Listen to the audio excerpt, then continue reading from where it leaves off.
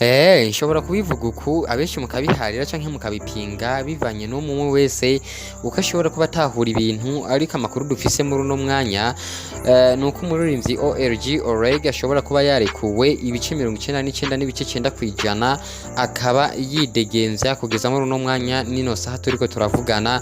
Ayo n'amakuru ndoshobora kuvuga yuko dukesha abantu bamwe bamwe na cyane cyane amashami dufise ashobora kuba dutohoreza amakuru mu mpande zigiye zitandukanye, na cyane cyane mu makartier y'igisagara ca Bujumbura, aho hari ishami ritumenyesha yuko hari umuntu yashoboye kumubona OLEGUE yicaye mu modokari aturiye yirebanga mu mahoro menshi ari no mu munezero. Ikindi kintu cyaciye kiza kutwemeza ni kano gafoto mubona kariko karaca ngaha, gafoto gashasha yashoboye kwifotoza twashoboye kubona uyu munsi nyene, ahari agafoto kariko karasirikira ku mbuga zigiye zitandukanye.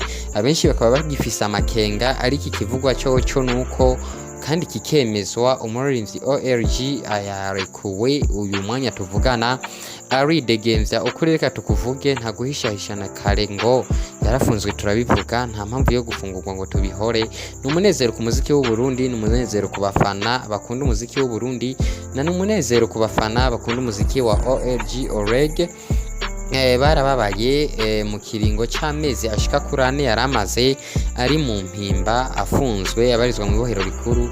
Rero nta mpamvu yo kutavuga yuko yashoboye kwirebanga ubu munezero wiwe ukaba uwugurutse. Ni OLEGUE, twiteze byinshi kuri nyene, twiteze byinshi ku muziki w'u Burundi. Umuziki w'u Burundi mwiteze ko byinshi kugeza muri uno mwanya. Rero tukaba twizeye neza yuko inyuma yirekugwa agiye kudukorera ibintu byinshi bigiye bitangaje.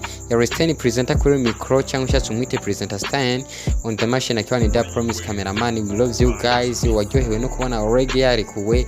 Comment yiwe ndayibone, tutibagiye gushira idarapo ry'igihugu muri comment naka emoji ka fire. Uturakora subscribe ayikore. Ndabivuze inyuma y'abantu benshi yaho batarabivuga, benshi baracabihishahisha, ariko nta mpamvu mbona yo kubihisha. Reka tubivuge uko biri kose. Ndazi na nyene arishimye hari. God bless everyone. Yashoboye kumusengera kugira ashobore kuba yiregamvya, ashobore kuba ari mu munezero ari mu mwanya.